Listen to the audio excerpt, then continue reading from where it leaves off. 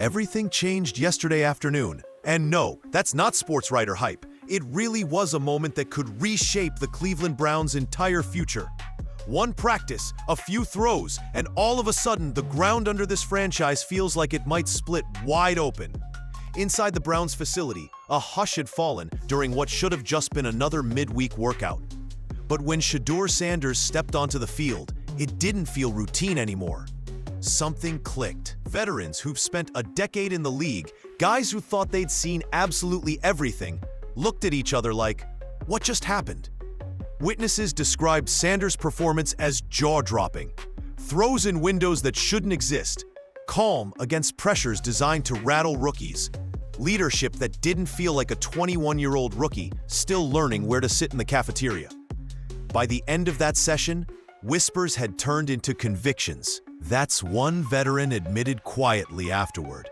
Everybody in this building knows who should be starting. Everybody. And that's where things get messy.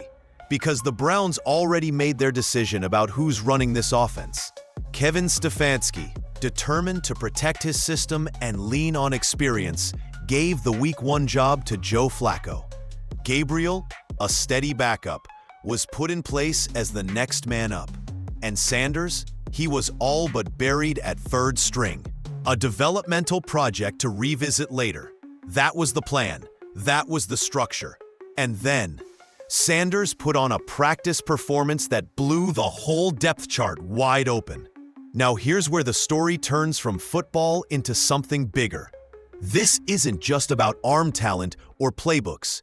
This is about power. You've got a head coach fighting to protect his authority. Ownership whispering for the star power kid. Veterans in the locker room openly pushing for change. And a fan base madder than ever after watching yet another disappointing opening game. We're not just looking at a quarterback controversy. We're staring down a full-on organizational crisis. Because when one practice leads locker room leaders, the coaching staff, the team owner, and even the NFL commissioner buzzing, you know this isn't ordinary. This is a storyline that could define an entire season and possibly decide more than just who stands under center. Think about it. Ticket sales, national TV contracts, locker room chemistry, even the jobs of coaches and execs, they're all hanging on how this one quarterback situation plays out. Sanders didn't just throw a football yesterday. He lit a fuse. And if history tells us anything about the Browns, it's that the blast radius is never small. So buckle in. This isn't a simple case of rookie versus veteran. This is about how a franchise, a fan base, and maybe even an entire league reacts when a chosen plan blows up in their face, and one young quarterback suddenly looks completely undeniable. Because what just happened in Cleveland was the beginning of something that might be impossible to stop. Long before Sanders shocked everyone at practice, the seeds of disaster were already planted. In fact, you could argue that the Browns were sitting on a quarterback time bomb from Week 1. It all started when Kevin Stefanski pulled the rug out from under the fan base, and maybe even his own locker room, by announcing veteran Joe Flacco as the starting quarterback against Cincinnati. To most coaches, that might have seemed like a boring, safe decision. To Cleveland, it was like a slap in the face. Why? Because while Flacco had the resume, he no longer had the spark. His preseason wasn't just underwhelming, it was invisible at times. The offense stumbled, drives fizzled, and his arm looked more like a cautionary tale from YouTube highlight compilations than the cannon that once won him a Super Bowl.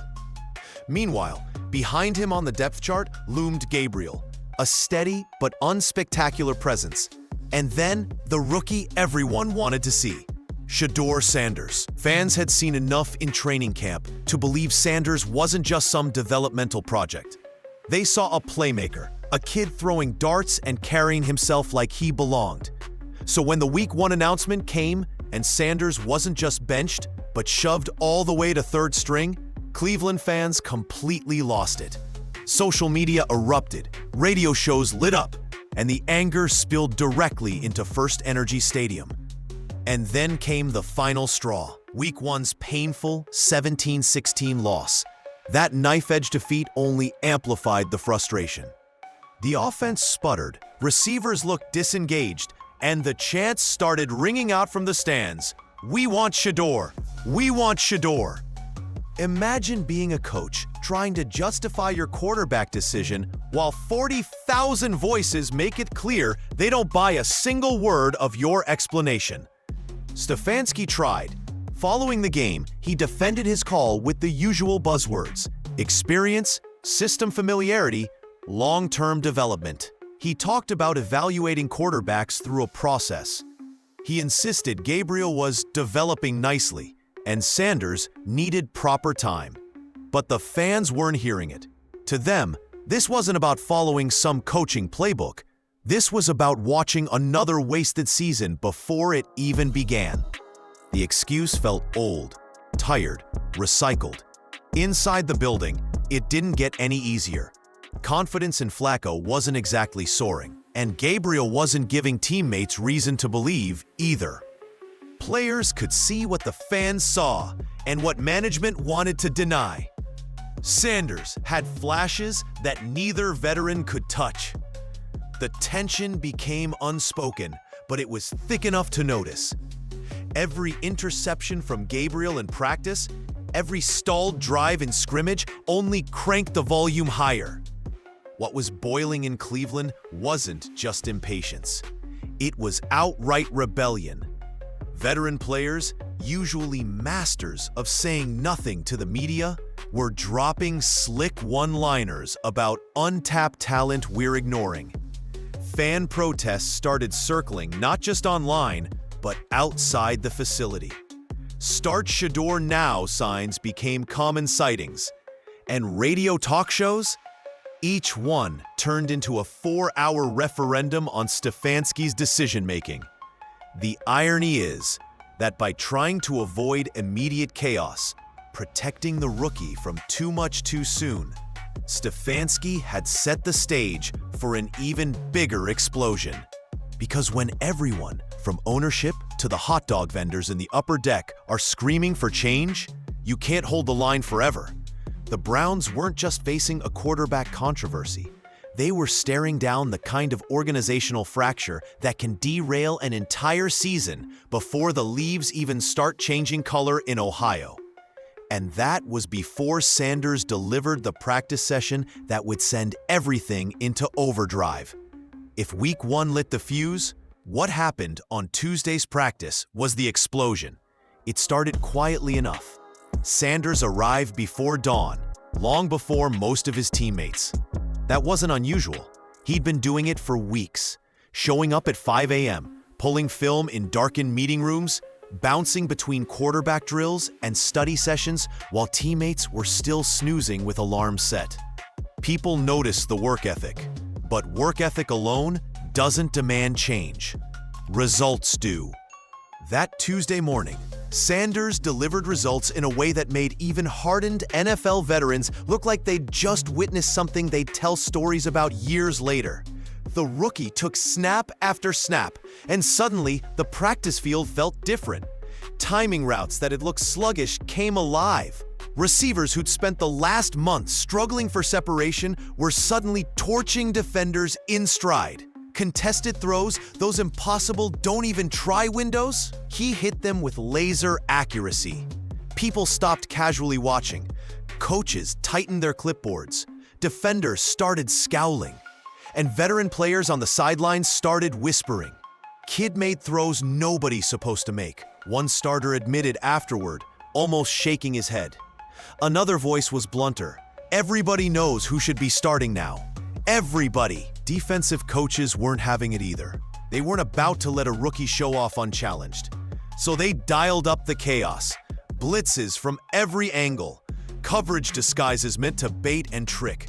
Pre-snap rotations designed to make any freshman quarterback freeze. But Sanders, he diagnosed each one, calmly shifting protections, pointing out mismatches, and delivering the ball exactly where it needed to go. Pressure didn't rattle him. It energized him. Meanwhile, the contrast was painful to watch. Gabriel stepped in for his reps and within minutes threw back-to-back interceptions, each one more deflating than the last. Teammates who'd just been buzzing from Sanders' fireworks now looked deflated. According to insiders, Gabriel was so rattled by the session that the following morning's film review ended with him abruptly leaving the meeting room. In football, confidence doesn't just erode quietly, it gets stripped in front of everyone. And everyone had just seen Sanders replace hesitation with fireworks in real time. Gabriel's response was a spiral. Sources later claimed his agents began quietly inquiring about trade options. To the rest of the locker room, though, it was an open secret. Sanders had just vaulted from development project to the guy who made yesterday's starter look like he was playing junior varsity. What made it even harder for the coaching staff to ignore were the veterans. Offensive linemen and receivers weren't just impressed. They were pulling coaches aside, flat out lobbying for Sanders to get real chances. When your experienced leaders start siding with the rookie, the situation shifts from controversy brewing to insurrection incoming. It was more than just mechanics or arm strength. Sanders carried himself in that practice with undeniable presence. After commanding the offense for a full stretch of dominant reps, he didn't jog to the sideline grinning like a kid getting away with something. He grabbed his receivers and pulled them back for extra red zone work, hammering timing and communication like someone auditioning for the CEO role rather than just an understudy. And that is the moment the Browns' depth chart stopped being a plan and became an illusion. Because after that practice, nobody, players, coaches, or ownership, could pretend things were normal anymore. The rookie hadn't just turned heads, he'd tipped the balance of power. When a quarterback controversy starts, most teams handle it the same way. Slow it down, control the message, and insist there's no controversy at all.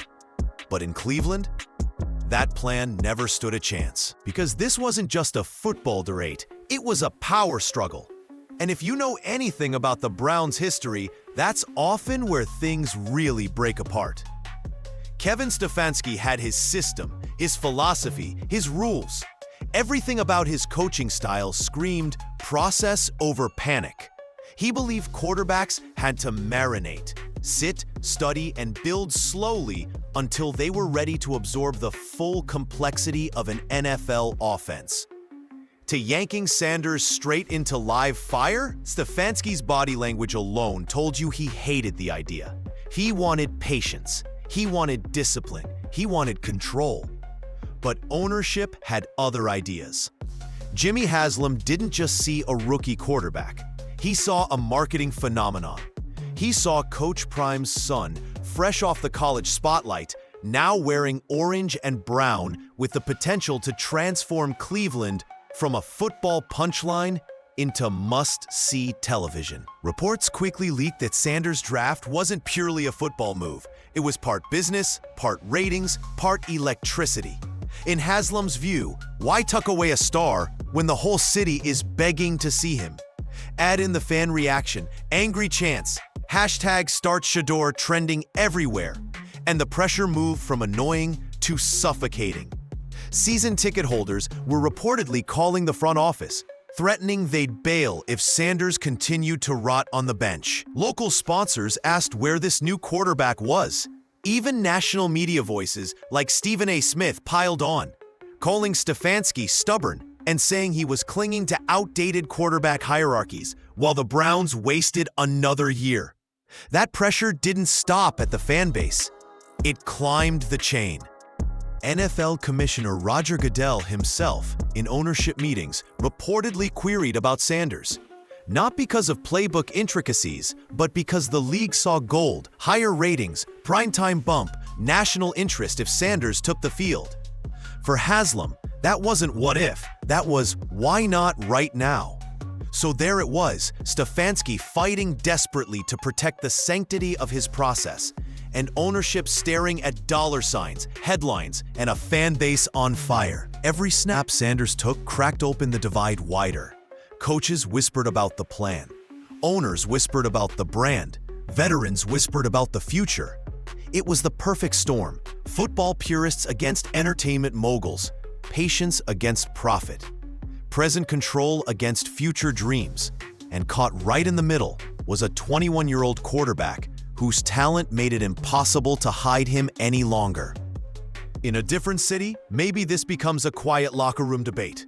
In Cleveland, it became a full-scale tug-of-war, pulling at every seam of the organization.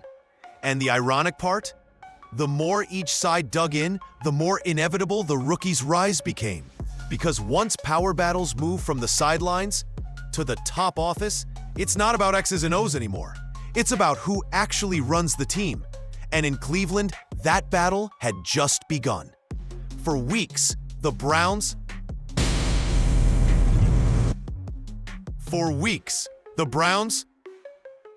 quarterback chaos had been filtered through coaches, ownership, and fans. But eventually, there comes a point in every NFL soap opera where the players themselves decide, enough is enough. That's exactly what began to unfold in Cleveland, turning an already tense situation into something close to mutiny. Here's what people forget. NFL locker rooms aren't just places to change into pads and tape ankles. They're living, breathing ecosystems. And when leadership fractures, when players feel that the people calling the shots are ignoring reality, the system starts breaking down from within. That's what happened with the Browns. Whispers turned into frustration, and frustration turned into action.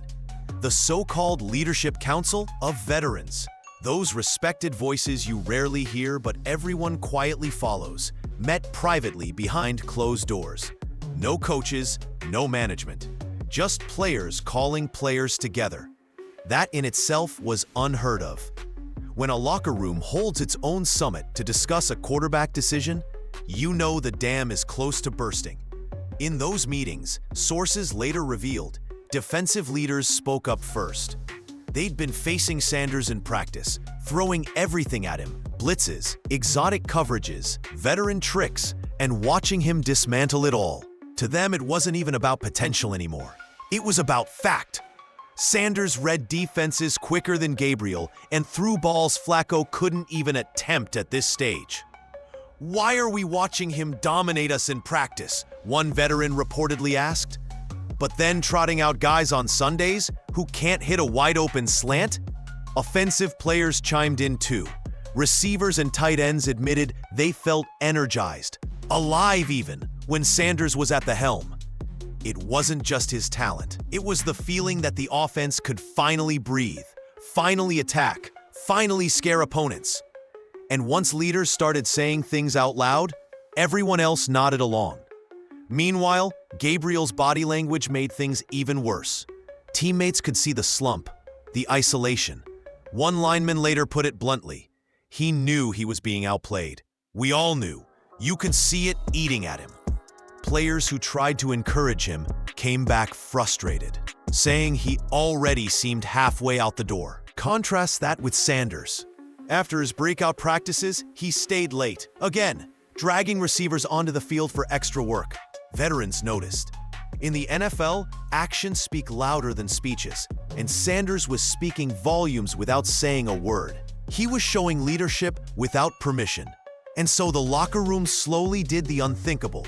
It sided with the rookie, not with the coach, not with the plan, not even with stability, with the kid. Because more than anything, players want to win. And deep down, they believe Sanders gave them that chance. By the third private council meeting, the conclusion was obvious. Pressure from ownership was one thing. Pressure from fans was another. But now, Stefanski was staring at the worst kind of resistance. A locker room ready to break ranks if he didn't act. In Cleveland, a revolt was brewing. And it wasn't subtle anymore. The Browns weren't just waiting for change. They were demanding it. By the time Sunday rolled around, Cleveland was already boiling over with expectation. You could feel it in the parking lots during tailgates, hear it in the lines forming outside the stadium, and see it plastered all over the signs fans dragged to their seats. This wasn't just another Browns game. This was a vigil, a protest, and a coronation all tangled together because everyone arrived desperate to know one thing. Would Shedeur Sanders actually play? Officially, the team said nothing. Stefanski stuck to his script, repeating the same vague lines he'd used all week. "We're evaluating every position. We're confident in our plan. And everyone earns their opportunities." The kind of word salad meant to say everything and nothing at the same time. But while the coach was busy speaking in riddles, the truth was already leaking out in plain sight. Pre-game warm-ups told the real story. Flacco, the named starter, went through half-speed individual drills, working on footwork and mini-throws alone. Gabriel, supposedly the backup, was almost invisible, jogging through warm-ups with all the enthusiasm of a man marking time. And then there was Sanders. The rookie ran out with the starting unit. He huddled the offensive line, threw full-speed reps with the receivers, and got the Lions' share of meaningful snaps. Cameras caught it instantly. Fans caught it instantly. And once the ovations thundered around the stadium, there was no putting the genie back in the bottle. Something was happening. Up in the suites, the pressure visibly ratcheted up another level. Ownership strolled the sideline during pregame, for the first time all season, shaking hands and making sure everyone saw them there. Sponsors weren't just in attendance, they were buzzing. Say so much. NFL Commissioner Roger Goodell even appeared in the building, an appearance so out of place for an early season Cleveland home game that it was practically an announcement by itself. The effect on the fans was seismic. Thousands rolled into the stadium hours earlier than normal just to watch warm-ups. Every time Sanders touched the football, the place erupted. National media scrambled. Production crews in the broadcast booth threw together graphics packages and emergency storylines around one obvious headline: Shedeur Sanders might actually debut today. Inside the locker room, players already knew. The energy before kickoff was different, alive with the unspoken confirmation that change was official, even if not formally announced. When Sanders strode into the pregame huddle with the starters and broke them down, the shift was undeniable. Fans roared, teammates followed, and Flacco, to his credit, offered quiet mentorship from the side, a man who seemed to accept the passing of a torch in real time. By kickoff, Cleveland wasn't just waiting anymore. They were demanding. The anticipation had reached fever pitch, spilling into chants as the first offensive series approached. And sure enough, Sanders jogged out with the starters. That was the moment the controversy ended and history began.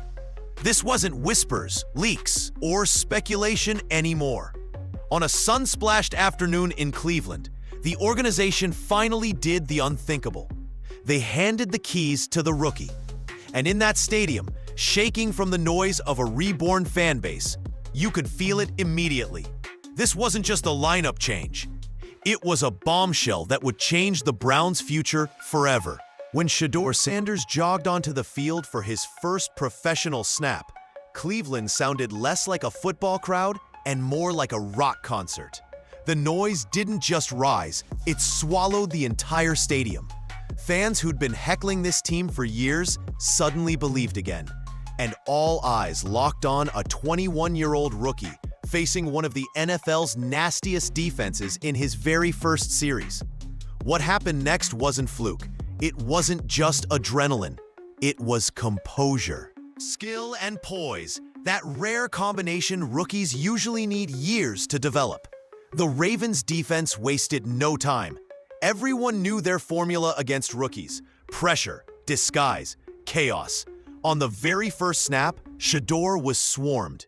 The pocket collapsed instantly. Instead of panicking, instead of tossing something reckless, he calmly rolled right and launched the ball harmlessly out of bounds. A nothing play? Maybe. But in reality, it was everything. It said, "I belong here. I won't break." Second down came with a designed rollout, a clever nod by Stefanski to Shedeur's mobility. He scrambled, picked up a few yards, and showed he could turn disaster into something positive. Now it was third down. Ravens dropped into a late disguise, shifting coverage to bait him. Most rookies wilt there. Sanders didn't even blink. He identified the backside matchup, stepped into the throw, and delivered a dart into the hands of his receiver for a jaw-dropping conversion. The stadium erupted. Teammates swarmed him, and just like that, the Browns' offense had an identity. Dangerous, decisive, alive. Drive after drive, Sanders kept showing things that didn't feel rookie-like. He set protections with authority, pointed out blitzers like a veteran, and fired accurate throws into windows Cleveland hadn't seen in years. Deep crossers, back shoulder fades, quick outs. Every part of the playbook came alive when he touched it. Ravens defenders, frustrated and barking at each other, couldn't bottle the bleeding. And then came the moment. Inside the red zone, 3rd and goal, Baltimore loaded the box and sent the house. It was the kind of all-out blitz designed to finally expose a newcomer. Instead, Sanders coolly slid protection, trusted his read, and tossed a perfect back shoulder spiral to the corner of the end zone. Touchdown. The celebration was chaos. Linemen lifted him off the ground. Receivers waved to the crowd. Even defensive starters sprinted in from the sideline to join. The Browns hadn't just scored. They had been reborn.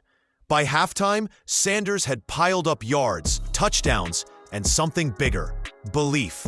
Belief from his teammates, who rallied around him with new fire.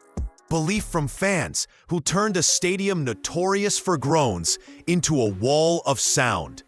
And belief from coaches, who glanced at each other as if silently admitting the obvious. This kid wasn't a fill-in.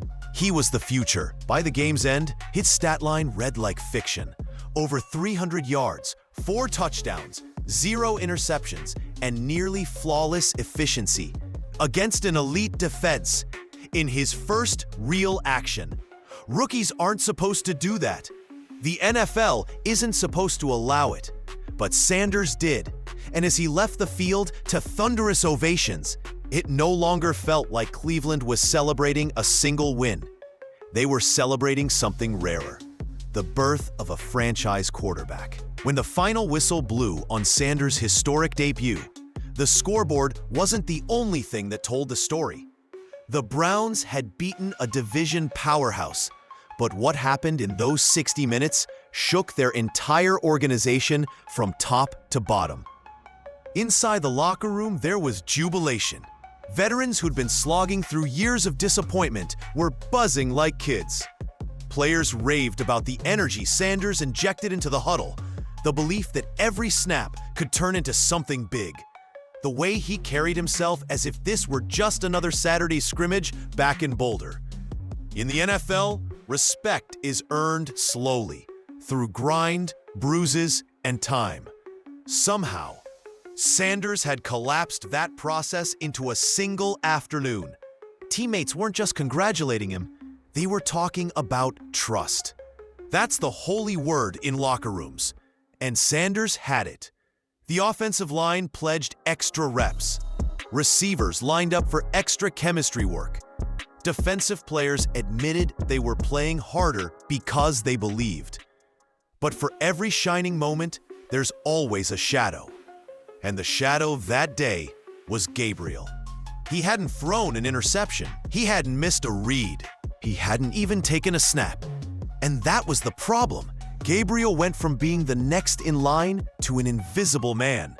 Sources described him quietly packing his things post-game, saying congrats through clenched teeth before quickly slipping out.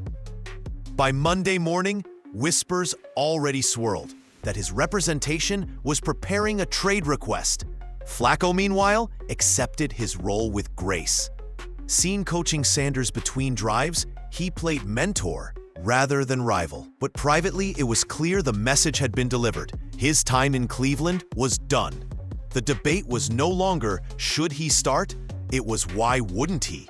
National media, hungry for storylines, pounced like sharks. ESPN, NFL Network, and every major outlet opened with Sanders' performance. Phrases like the new face of the franchise and rookie revolution plastered screens nationwide. And analysts weren't the only ones. Opposing players were asked about him in their own post-game interviews. A Pro Bowl corner admitted, almost begrudgingly, he made throws our veterans don't make. Ownership, for its part, couldn't contain itself. Jimmy Haslam, often criticized for meddling, was suddenly grinning through luxury box glass. Inside reports said merchandise sales spiked hours after Sanders' debut. Jerseys sold out online. Ticket exchanges overloaded with renewed demand. What had been a fan base teetering on apathy had suddenly morphed into true believers. Stefanski himself stood at the podium afterward, carefully choosing every word. On one hand, he insisted this is a weekly evaluation process. On the other, he subtly admitted Sanders had earned his opportunity. Reading between the lines, the transition was permanent. The coach just wasn't ready to pull the curtain all the way back. He didn't need to. Everyone had already seen it. The fallout was complete and immediate. A fractured depth chart, an ownership ecstatic with its investment, a locker room rallying behind new leadership, and a national media circus that took a struggling franchise and launched it onto center stage.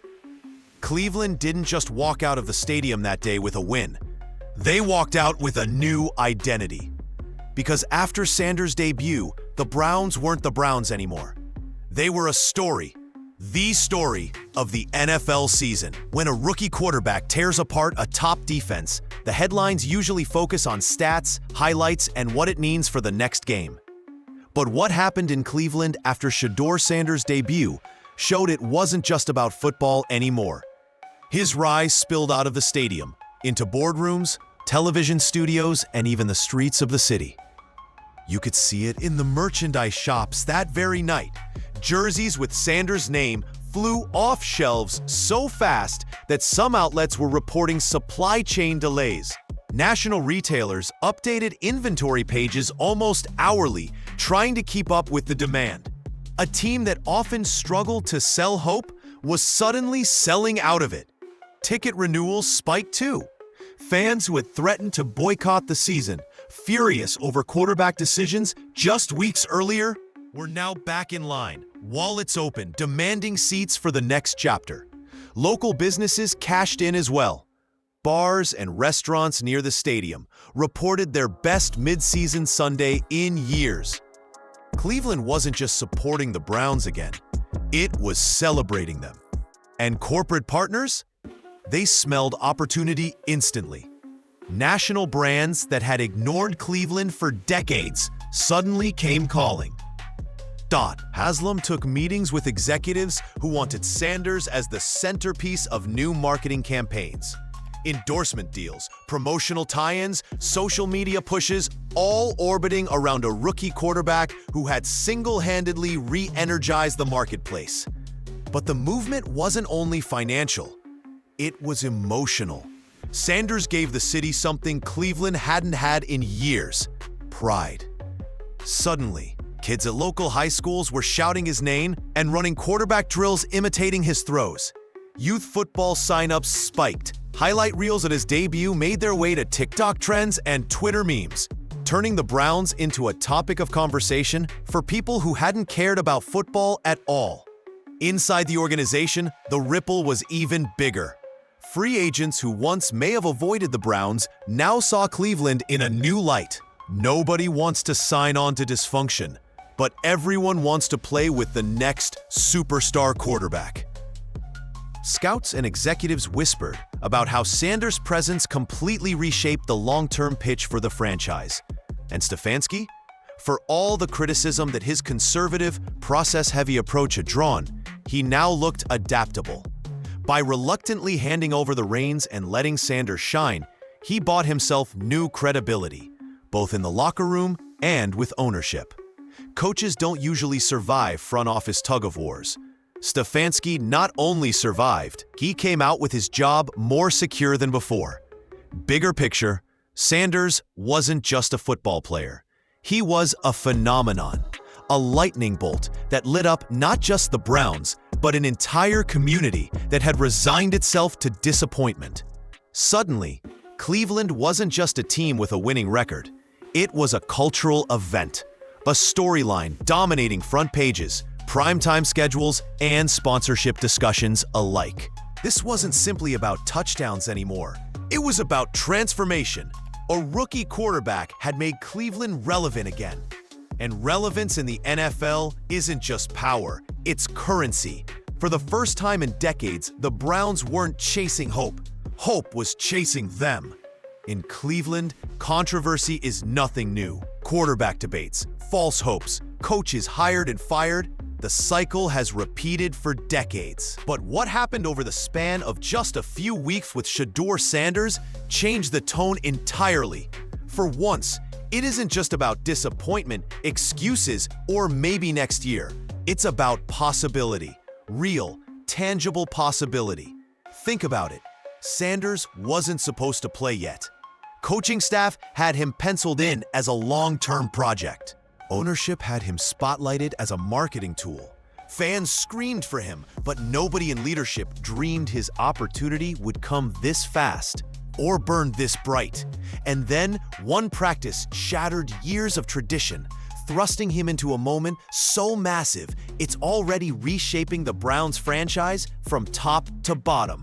He didn't just survive the controversy, he redefined it. What began as an organizational crisis between Coach Stefanski and ownership evolved into an identity shift for the entire team. Suddenly, veterans believe again. Coaches are reinventing playbooks they once considered untouchable. The fan base that spent years turning misery into gallows humor now has reason to roar. Still, the question lingers. Is this truly the dawn of a new Browns era? Or just a lightning strike moment too good to last? The NFL is brutal that way. Defensive coordinators will adjust, schemes will evolve. What looked unstoppable in one game can suddenly look human the next. Sanders' talent is unquestionable, but sustained greatness comes not from flashes of magic, but from enduring the grind every single week. And then there's the weight of expectation. Before his debut, he was the rookie project with time to breathe. Now he's the anointed savior of a long-suffering franchise. Every throw will be dissected, every mistake magnified, every decision questioned. Fair or not, that pressure is here to stay. But there's another perspective, the one his teammates, his coaches, and his city already seem to share. Maybe Sanders is built for this. His command in practice, his fearlessness under pressure, his maturity beyond his years, these aren't normal rookie traits. These are the hallmarks of quarterbacks who actually change the fortunes of franchises, not just fill highlight reels. And so Cleveland finds itself asking a question it hasn't dared whisper in decades. Did we just find the guy? Not a stopgap, not a project, not a hope destined to collapse under its own weight. But the cornerstone, the game changer, the quarterback who finally pulls this team to relevance, stability, and maybe, just maybe, a championship? Nobody knows for certain. But one thing is undeniable. Sanders' rise has cracked open a future filled with optimism that hasn't existed here in a generation. The Browns have lived through decades of darkness. Now, a rookie quarterback has delivered a glimpse of light so dazzling, it's impossible to ignore. The only remaining question is whether this light is the beginning of a dawn or just another fleeting flash.